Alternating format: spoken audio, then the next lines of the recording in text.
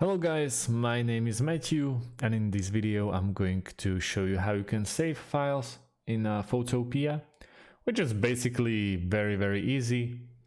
So let's go to photopea.com and upload the picture that you want to work on.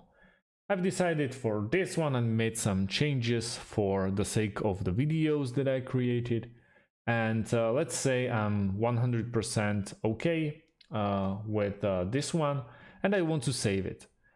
Let's go to the top left corner and click on File, and when this pop-up window shows, we want to save it as PSD or save more, which is SPSD to storage or PSD PSB. Let's go with PSD. Straight away we have to pick where we want to save it, put a name on it, and save as PSD file, for example. Gonna go to desktop, documents, wherever you want to. And that's about it, guys. Very easy, works like every other save option in the world. Thanks for watching and see you in the next one. Have a great day.